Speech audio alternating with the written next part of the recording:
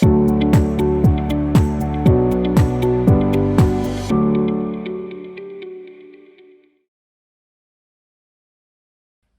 guys, Mike Taylor, broker owner, Red Door Property Management. Today I want to talk about short-term rentals and specifically what sort of amenities should you leave in your short-term home. People are always asking us, what should I leave? How much should I leave? So I want to do a quick little video and address that. So there's some pretty obvious ones that you're going to have to leave. Of course, you're going to have to leave toilet paper, paper towels, but when you're doing that, how much should you do? Don't be cheap and leave 1 or 2 rolls of toilet paper. Leave enough for the guest to have so that they don't have to go out and buy some. It's irritating when somebody comes in for the weekend and there's 1 or 2 rolls of toilet paper. Ultimately, they have to go out and buy some. It's just kind of irritating. So you have to leave the toilet paper, you have to leave the paper towels. Just make sure they have enough. If somebody's staying for a month or 2 to 3 weeks, yeah, okay, they're gonna have to go out and buy their own toilet paper. But if somebody's staying for a weekend or even 3 or 4 or 5 days, you should really leave enough toilet paper that they don't have to go out and buy some. Just really goes to the overall customer experience. Dishwasher tabs, same thing. It's irritating as if somebody's there and they want to run the dishwasher and there's only 1 tab or 2 tabs.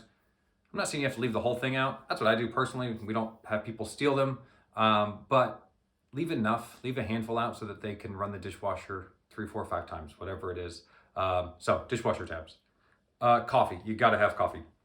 The type of coffee doesn't really matter too much. I've seen anywhere from the K-Cups to just a regular old drip to French press.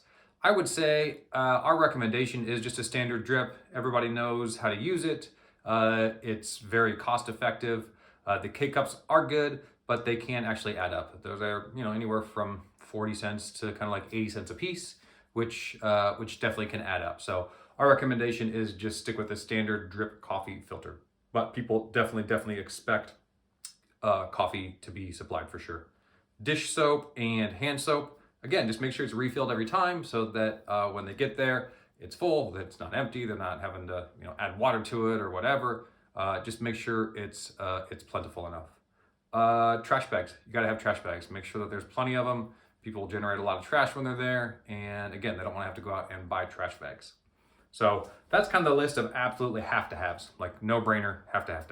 But, as we get into this short-term rental market and as it kind of like matures, the line between a short-term rental and a hotel is definitely blurring, and the guests' expectations are blurring, and the guests' expectations for a short-term rental or an Airbnb are definitely going up.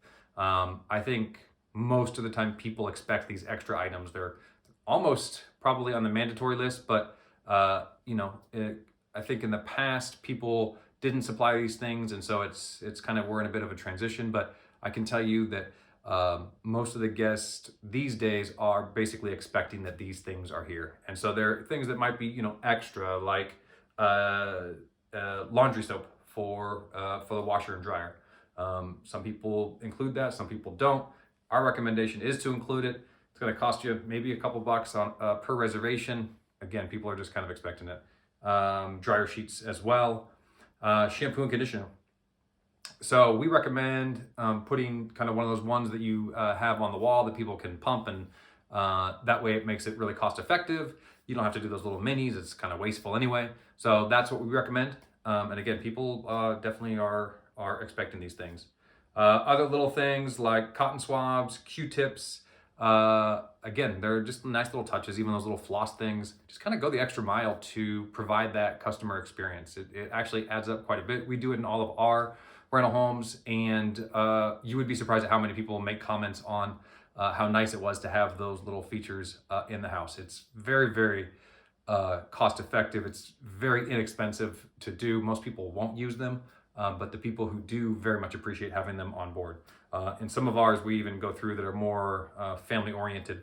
We'll actually even go the extra step and provide like a little baby kit, like a bottle and like a emergency diaper, things like that. So we're not gonna leave out a whole thing of diapers because that can get expensive, but one diaper for every third or fourth or fifth guest, it's a lifesaver for them when they go to use it. So again, just thoughtful little things that can make a big difference in the customer experience, which will then lead to good ratings and then more bookings.